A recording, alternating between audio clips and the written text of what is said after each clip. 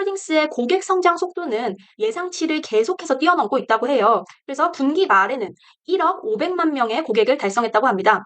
이것은 2년 전에 기록한 6,500만 명에서 무려 60% 증가한 수치예요.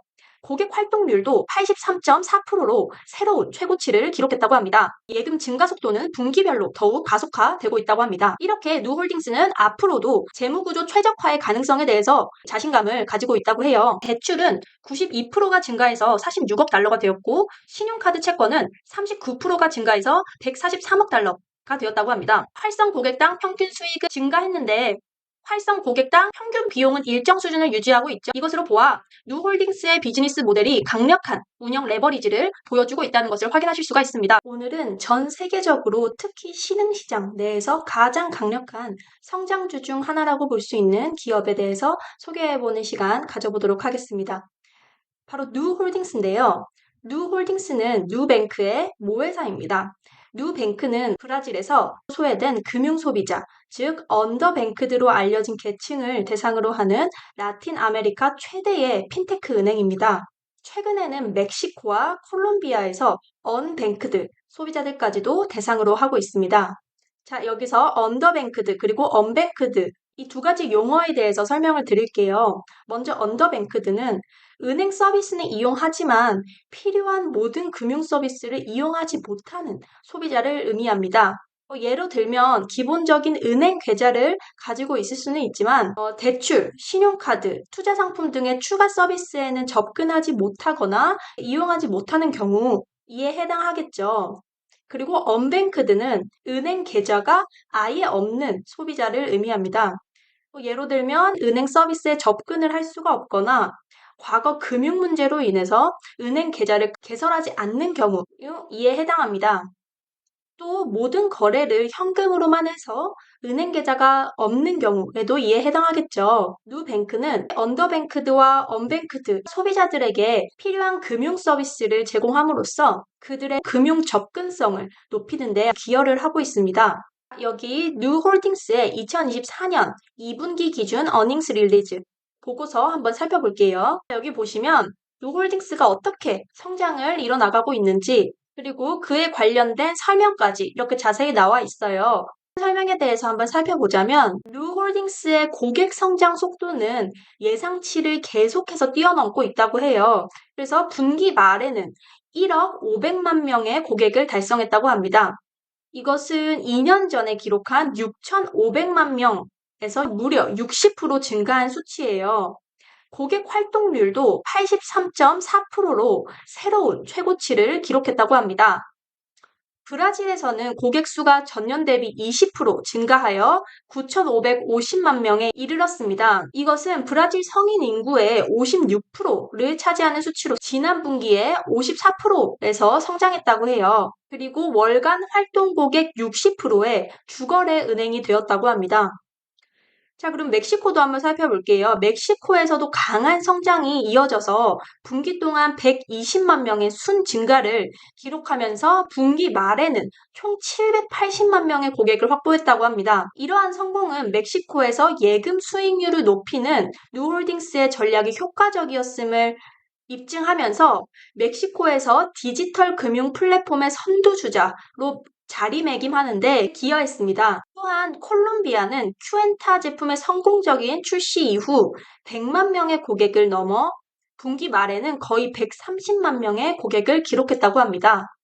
여기 보시면 누홀딩스의 핵심 제품은 신용카드, 디지털 계좌, 그리고 무담보 대출이라고 볼 수가 있는데요. 먼저 신용카드는 약 4,200만 명, 디지털 계좌는 약 7,800만 명, 그리고 무담보 대출은 약 900만 명의 활동 고객에게 제공되고 있다고 나와 있어요. 그리고 보험 상품은 약 200만 개의 활성 보험 계약을 보유하고 있고 투자 상품은 1,800만 명 이상의 활동 고객이 이용하고 있다고 합니다. 그리고 또 여기에서는 누홀딩스 예금 상품의 성장 그리고 비용 관리의 최적화에 대해서 나와 있어요. 한번 살펴보면 뉴홀딩스의 예금은 2024년 2분기에 전년 대비 64% 증가해서 252억 달러에 달했다라고 나와 있습니다. 그리고 예금 비용은 해당 분기에 운영하는 국가들의 평균 은행 간의 금리의 87% 수준으로 기대치에 부합하면서 멕시코에서 뉴홀딩스의 사업 확장을 반영하고 있다라고 나와 있습니다. 그리고 지속적인 낮은 예금 비용은 뉴홀딩스가 자산을 기반으로 한 사업에 강점을 발휘하고 있음을 보여줍니다. 그리고 대출 대비 예금 비율이라고 하는 LDR은 전분기에 40%에서 이번 분기에 39%로 감소했으며 예금 증가 속도는 분기별로 더욱 가속화되고 있다고 합니다. 이렇게 누홀딩스는 앞으로도 재무구조 최적화의 가능성에 대해서 자신감을 가지고 있다고 해요. 그리고 여기서는 누홀딩스의 신용카드와 대출 사업이 얼마나 성장했는지를 설명하고 있는데요. 누홀딩스가 제공하는 신용카드와 대출에서 받을 돈, 채권이라고도 하죠. 채권이 1년 만에 49% 증가해서 총 189억 달러가 되었다고 합니다. 그 중에서 대출은 92%가 증가해서 46억 달러가 되었고, 신용카드 채권은 39%가 증가해서 143억 달러가 되었다고 합니다.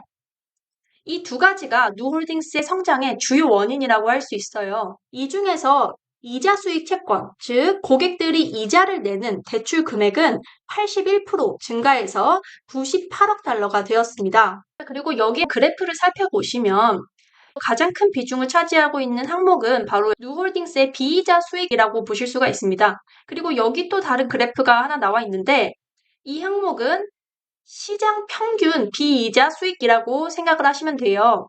여기서 비이자 수익이 무엇이냐? 신용카드 거래에서 이자를 발생시키지 않는 그런 금액들을 의미를 해요.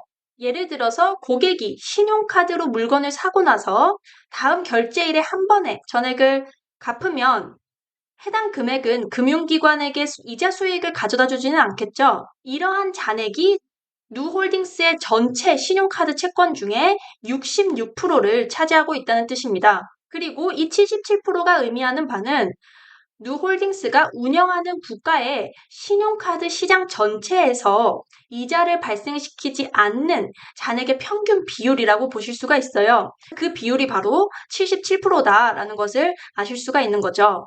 그래서 누홀딩스가 운영하는 국가 브라질 신용카드 사용자들은 77%는 결제 기한 내에 신용카드 대금을 갚아서 이자 비용을 내지 않는 방식으로 신용카드를 사용하고 있다라는 의미로 해석하시면 됩니다. 자, 그런데 여기 보시면 누홀딩스의 비이자 수익 잔액이 66%로 시장 평균인 77%보다 낮은 것을 확인하실 수가 있죠. 네, 이것은 누홀딩스의 고객들이 다른 금융기관의 신용카드 사용자들보다 이자 비용을 내는 비율이 상대적으로 높다라는 것을 의미하겠죠. 다시 말해서 누홀딩스 고객들은 신용카드 대금을 할부로 갚거나 대금을 전액 상환하지 않아서 이자를 내는 경우가 많다라고 보실 수가 있는 겁니다. 이것으로 인해서 누홀딩스는 신용카드 포트폴리오에서 이자 수익을 얻을 가능성이 더욱 크다라고 해석하실 수가 있는 거예요. 그래서 브라질의 신용카드 이자 수익 포트폴리오에서 66%가 비이자 수익 금액이라는 것을 확인하실 수가 있었고요. 여기 보시면 28%, 6%가 되는 것이 무언가 한번 살펴보니 28%는 이자 수익 할부 금액이었어요. 고객들이 신용카드로 물건을 사고 할부로 나눠 갚을 때 뉴홀딩스가 받는 이자가 전체 신용카드 채권의 28%를 차지하고 있다는 의미겠죠. 이 수치가 지난 분기에 비해서 늘어나고 있다는 것도 확인하실 수가 있습니다. 그리고 신용카드에서 고객이 대금을 모두 갚지 않고 일부만 갚는 방식이죠. 리볼빙이라고 하는데 그 리볼빙의 비율은 전체 신용카드 채권 중에 6%를 차지를 하면서 지난 분기와 동일하게 안정적인 상태를 유지하고 있다는 것을 확인하실 수가 있습니다. 네, 이것을 통해서 저희는 누홀딩스가 이자 수익 할부 금액과 리볼빙 결제 이 두 가지 방식을 통해서 더 높은 수익을 창출할 수 있는 가능성이 높다라고 판단을 해볼 수가 있어요. 누홀딩스의 신용카드 사업이 시장 평균보다 수익성이 더 높은 구조를 가지고 있다라는 것을 확인하실 수가 있겠죠. 자, 그리고 여기 보시면 활성 고객 한 명당 월 평균 서비스 비용이 지난 몇 분기 동안 1달러 이하의 낮은 수준으로 안정적으로 0.9달러를 유지하고 있는 모습을 확인하실 수가 있습니다. 그런데 여기 보시면 활성 고객당 평균 수익을 확인하실 수가 있는데 작년 대비 30% 증가하신 것을 확인하실 수가 있어요. 활성 고객당 평균 수익은 증가했는데 활성 고객당 평균 비용은 일정 수준을 유지하고 있죠. 이것으로 보아 누홀딩스의 비즈니스 모델이 강력한 운영 레버리지를 보여주고 있다는 것을 확인하실 수가 있습니다. 그리고 여기 보시면 Risk Adjustment Net Interest Margin이라고 나와 있어요.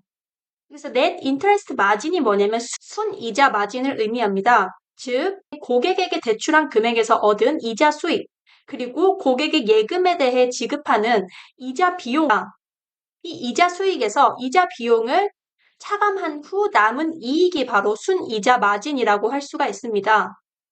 이 순이자 마진이 높을수록 금융기관의 수익성이 더 좋다는 것을 의미하겠죠. 그럼 Risk Adjusted Net Interest Margin은 무엇을 의미하느냐? 말 그대로 리스크를 고려한 순이자 마진을 의미해요. 즉, 리스크가 높은 대출에 대해서는 더 높은 이자율을 적용해서 수익률을 높인 것이라고 생각하시면 됩니다.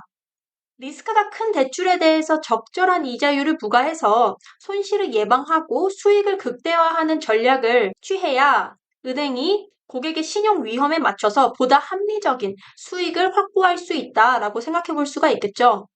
그래서 이 누홀딩스의 리스크 어저스티드 넷 인터레스트 마진이 어떻게 되느냐를 살펴보니까 이번 분기에 11%로 사상 최고치를 기록했다고 해요. 이 지표는 기업의 리스크를 고려한 수익성을 나타내기 때문에 여러분이 장기적인 투자 결정을 내리고 싶을 때 유용하게 사용을 해보실 수가 있습니다. 이번에는 누홀딩스의 자본에 대해서 한번 살펴보겠습니다. 자, 먼저 새로운 용어 하나를 짚고 넘어가 볼게요. CAR이라고 자본 적정성 비율이라는 용어가 있는데 이 CAR은 기업의 자본을 위험 가중 자산으로 나눈 비율을 의미합니다. 이 지표는 은행이나 금융기관이 위험을 감당할 수 있을 만큼 충분한 자본을 가지고 있는지를 나타내는 비율이에요. 각 국가에서 규제 당국이 요구하는 최소 기준이 있는데 이 기준을 초과하면 그 회사가 재정적으로 더 안정적이라는 판단을 할 수 있게 됩니다. 자, 여기 보시면 누홀딩스의 상황이 이렇게 나와 있어요. 누홀딩스는 운영 중인 국가들에서 요구되는 자본 기준을 이미 충분히 넘고 있어요. 즉, 재정적으로 매우 안정적인 상황이라고 해석해 볼 수가 있는 겁니다. 게다가 누홀딩스는 추가로 24억 달러의 여유 자금을 더 보유하고 있습니다. 결론적으로 누홀딩스는 규제 당국이 요구하는 자본을 넘어서서 여기에 추가로 24억 달러의 여유 자금까지 있어서 더 튼튼한 재정 상태를 유지하고 있다는 것을 뜻합니다. 여기서는 홀딩스의 레베뉴, 매출의 상황에 대해서 한번 살펴볼게요. 2024년 2분기 기준 금융상품 관련 이자 수익 지난해보다 72% 증가해서 약 23억 달러에 달했어요. 이렇게 이자 수익이 성장한 데는 두 가지 주요 원인이 있다고 하는데요. 먼저 누홀딩스는 고객에게 더 많은 대출과 신용카드 서비스를 제공하고 있어서 꾸준히 높은 이자 수익을 올리고 있다고 합니다. 그리고 두 번째로는 아까 전에도 살펴봤는데 신용카드 포트폴리오에서 이자가 붙는 할부 거래가 늘어나면서 뉴홀딩스가 제공하는 신용상품의 조합들이 더욱 다양해진 결과이다 라고 확인을 해보실 수 있습니다. 그리고 금액은 작지만 수수료 및 커미션 수익도 있는데요. 전년 대비 37% 증가해서 약 4억 6천만 달러에 달한 것을 보실 수가 있어요. 이 성장은 주로 신용카드와 선불카드의 구매량이 늘어나면서 발생한 거래 수수료 증가 때문이라고 확인하실 수가 있습니다. 이것은 누홀딩스의 고객 수, 그리고 고객들의 활발한 거래를 반영한다고 볼 수가 있겠죠. 자, 이번에는 누홀딩스의 각종 비용에 대해서 분석해 볼게요. 자, 2분기에 이자 및 기타 금융 비용이 증가했습니다. 그 이유가 무엇인지 살펴보니 예금 잔액이 252억 달러로 증가하면서 그에 대한 이자도 더 많이 지급했다라고 나와 있습니다. 두 번째 원인은 Financial Letter 그리고 Repurchase Agreement를 통해서 자금을 조달함으로써 이와 관련된 이자 비용도 증가한 것이다 라고 나와 있고요. 여기 세 번째 원인은 멕시코와 콜롬비아에서 사업을 확장하면서 새로운 차익과 관련된 이자 비용도 증가했다고 합니다. 자, 이러한 세 가지 이유 때문에 이자 비용이 증가한 것을 확인하실 수가 있었고요. 그리고 여기 보시면 크레딧 로스 얼라운스 익스펜스, 신용 손실 충당금 비용도 나와 있는데요. 이 비용 또한 증가한 모습을 확인하실 수가 있어요. 누홀딩스는 고객에게 돈을 빌려줄 때 앞으로 발생할 수 있는 손실을 미리 예상해서 그에 대한 충당금을 설정합니다. 그렇기 때문에 고객에게 더 많은 돈을 빌려줄수록 그만큼 예상 손실에 대한 충당금도 더욱 많이 설정할 수밖에 없겠죠. 그래서 이번 분기 신용손실 충당금도 늘어날 수밖에 없었구나라고 해석을 하시면 될 것 같습니다. 자, 저희가 이렇게 금융 및 거래 서비스 관련한 비용들을 먼저 살펴봤는데 이 비용의 총합이 매출 대비 차지하는 퍼센티지가 52%라고 이렇게 나와 있죠. 작년 대비 6%가량 줄어든 것을 확인하실 수가 있어요. 그래서 이 그로스 프로핏을 확인해 본 결과 이번 분기 매출 총이익이 47.7%로 작년 41.8%에 비해서 굉장히 크게 증가한 모습을 확인하실 수가 있습니다. 이것을 통해서 운영 효율성 점점 좋아지고 있는 상황에 대해서도 확인을 하실 수가 있습니다. 이번에는 누홀딩스의 영업 비용에 대해서 살펴볼 텐데요. 값은 증가했으나 매출 대비 비용의 비중은 전년 대비 줄어든 것을 확인하실 수가 있어요. 이렇게 비용의 퍼센티지가 줄어든 것을 보아서 누홀딩스의 영업 비용 또한 효율적으로 관리를 하고 있구나라는 것도 판단을 해보실 수가 있겠죠. 그리고 여기 살펴보시면 누홀딩스의 efficiency ratio, 효율성 비율에 대해서 나와 있어요. 이 efficiency ratio가 무엇이냐면 기업의 운영 효율성을 측정하는 지표인데요.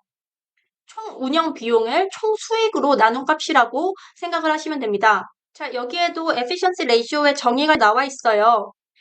total operating expense, 그리고 transactional expense를 더하고 net interest expense, 그리고 fee and commission income을 나누어 준다. 그러면 efficiency ratio가 나온다 라고 확인하실 수가 있죠. 여기 보시면 가장 최근인 2024년 2분기에 32%의 efficiency ratio를 기록하는 모습을 보실 수가 있는데요. 이전 분기보다도 0.1% 개선된 것을 확인하실 수가 있겠죠. 참고로 efficiency ratio는 작으면 작을수록 기업의 운영 효율성이 개선되고 있는 것이다 라고 확인을 하실 수가 있습니다.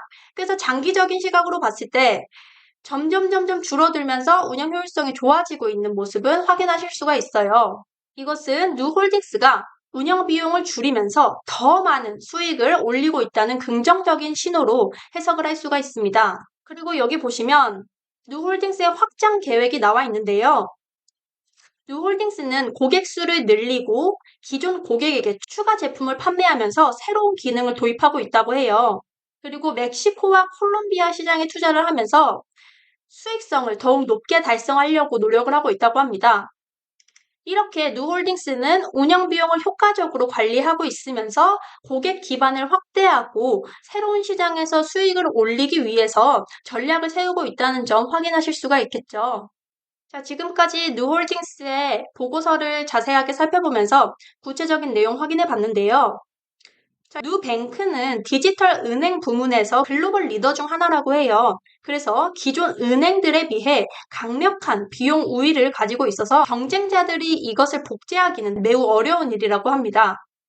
라틴 아메리카의 많은 전통 은행들과 달리 디지털 분야에 강점이 있는 누뱅크는 언더뱅크드 그리고 언뱅크드 소비자층을 적극적으로 겨냥해서 빠르게 브라질에서 지배적인 플레이어로 자리를 잡고 현재 성인 인구의 절반 정도를 고객으로 두고 있다고 합니다. 누뱅크는 여전히 브라질에서 굉장히 빠른 고객 수 성장을 기록하고 있고요. 이제는 평균 사용자당 수익에 집중하고 있다고 합니다.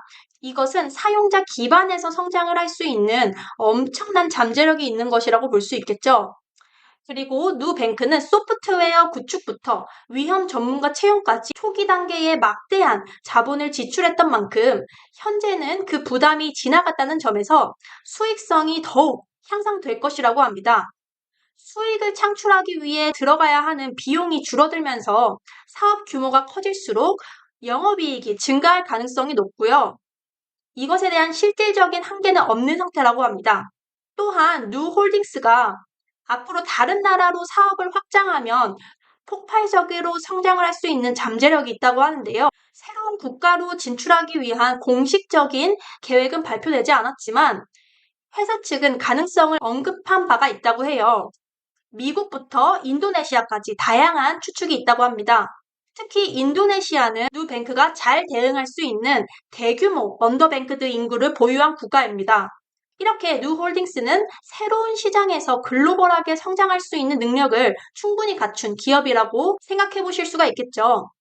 네, 오늘은 누홀딩스의 현재 상황, 그리고 미래 성장 잠재력에 대해서까지 자세하게 알아봤어요. 오늘 내용도 도움되셨다면 좋아요, 그리고 구독 부탁드립니다. 저는 다음 영상으로 또 찾아뵙도록 하겠습니다. 감사합니다.